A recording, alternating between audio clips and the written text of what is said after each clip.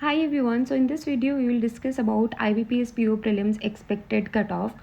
As I am predicting the cutoff, I want you also to comment below आपके according cut off कितनी जाएगी. ठीक है, इसमें हम सेक्शनल कट ऑफ की भी बात करेंगे. क्वांट सेक्शनल कट ऑफ लेकर बहुत सारे एस्पिरेंट्स टेस्ट हैं, तो आप उसके बारे में भी बात करेंगे. आप लोग भी प्लीज़ कमेंट करना, बिकॉज उससे दूसरे एस्पिरेंट्स को हेल्प हो जाती है. आपके अकॉर्डिंग कट ऑफ कितनी जाएगी, सेक्शनल कट ऑफ कितनी जाएगी.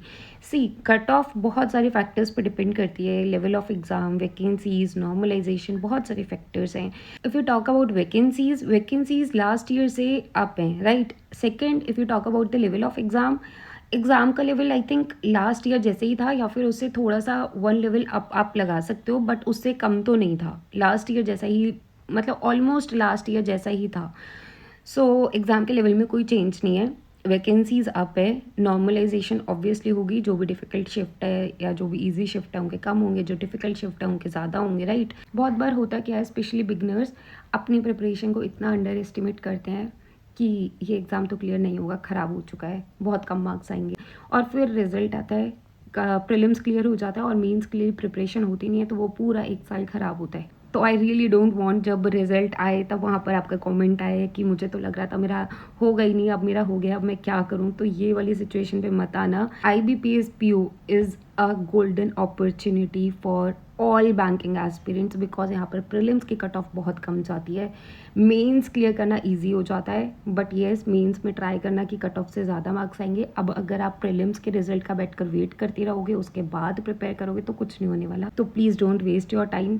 Start preparing for mains, start preparing your current affairs. मैंने कल परसों आपको ना एजुकेटर्स बताए थे सारे सब्जेक्ट्स के लिए. वहाँ पर मैंने GA के लिए शीतल मैम को बताया था, तो वहाँ पर बहुत सारे कमेंट्स आए थे कि आप सिर्फ शीतल मैम को फॉलो करें. तो नहीं, ऐसा नहीं है. शीतल मैम को मैं फॉलो करूँगी सिर्फ और सिर्फ रिविजन के लिए, जब एग्जाम पास आ जाएगा. I am following Smartkeeda CA mock drill. मैंने आपको हमेशा ये चीज़ बताई है, क्योंकि उस एक प्लेटफॉर्म पर सब कुछ मिल जाता है मुझे. Quizzes, PDF, RBI drill, banking awareness PDF, सारी चीज़ें वहाँ पर हैं.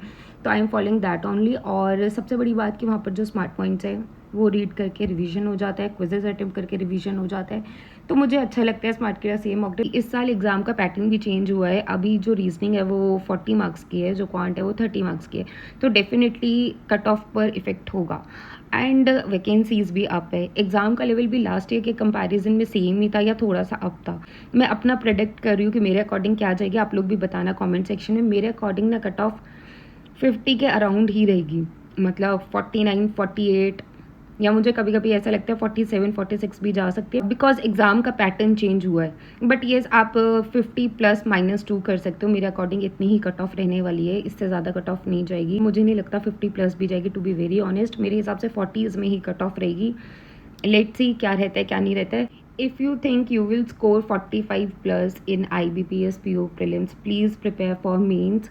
मे बी कट ऑफ कम जाए, या फिर नॉर्मलाइजेशन हो जाए, या फिर आपका डिफ़िकल्ट शिफ्ट में हो, आपके मार्क्स इंक्रीज़ हो.